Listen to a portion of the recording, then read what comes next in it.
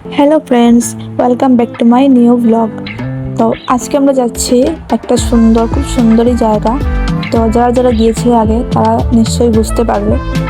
তো আমরা যাচ্ছি, আর ওয়েদারটা এত বেশি ভালো না, মানে বৃষ্টি নামবে একটু পরেই, এরকম মানে অবস্থা।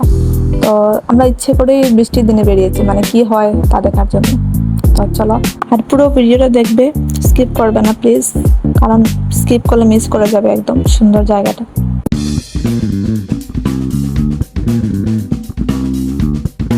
তো ফাইনালি বৃষ্টিটা এসে পড়েছে, তার জন্য আমরা একটা দৌড়ে গিয়ে দোকানে উঠেছি, কারণ অনেক এত বৃষ্টির মধ্যে যাওয়া যাবে না, ভিজে যাবে পুরোটা। তো তার জন্য মোটামুটি আধা ঘন্টার মতো এখানে ছিলাম, আর 5:30 বেজে গেছে অলরেডি। তো কবে গিয়ে পৌঁছবো জানি না আমরা। তো বৃষ্টিটা একটু কমলো, তারপর আবার বেরিয়ে পড়লাম। তো বৃষ্টি শেষ হয়নি, কিন্তু আবার আসবে। তো তবুও ভাবলাম এতটুকু এসে গেছি যখন, তো বাকিটাই আস্তে আস্তে যাই। তো ভিডিও করতে করতে এলাম। তো অনেকক্ষণ পর আমরা পৌঁছে গেছি, মানে ঢুকছি গিয়ে আস্তে আস্তে। তো বন্ধুরা, বলো তো এটা কোন জায়গা? তোমরা কারা কারা এসেছো এই জায়গায়, কমেন্ট করো।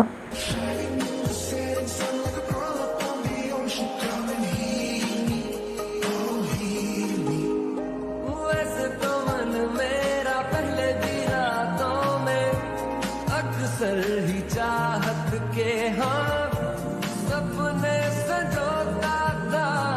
पहले भी धड़कन ये धुन कोई गाती थी, पर अब जो होता है वो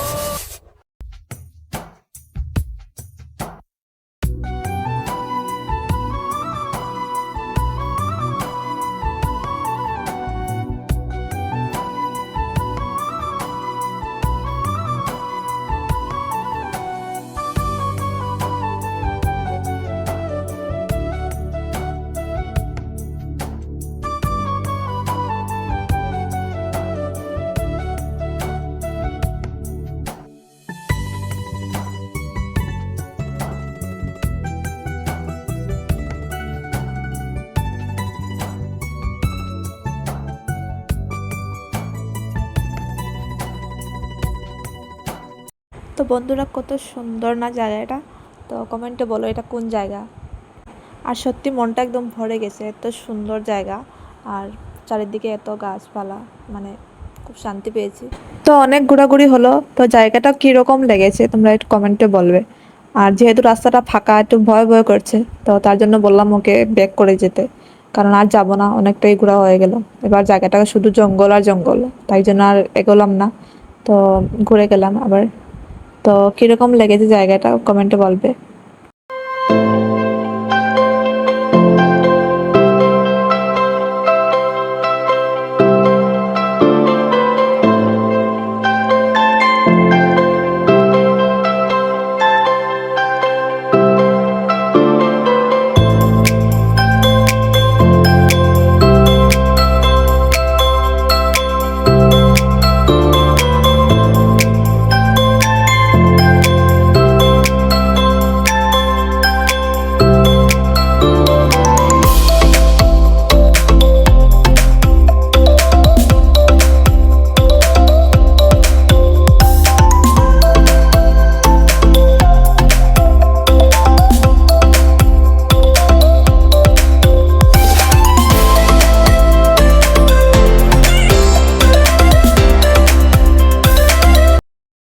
তো দেখতে দেখতে অন্ধকার নেমে এলো, তো তার জন্য বাড়ির দিকে রওনা দিচ্ছি।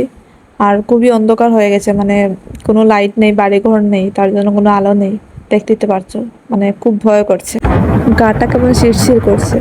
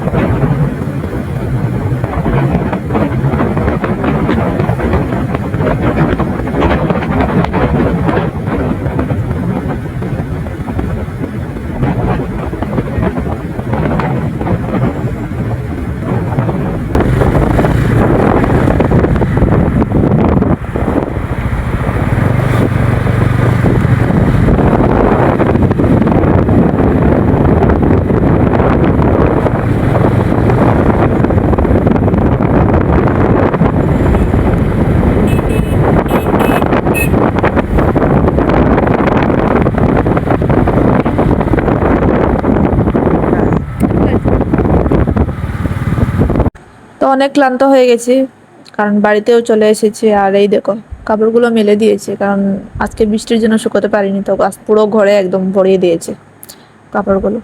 তো আজকের জন্য এতটুকুই ভিডিওটা। গুড নাইট সবাইকে, টাটা।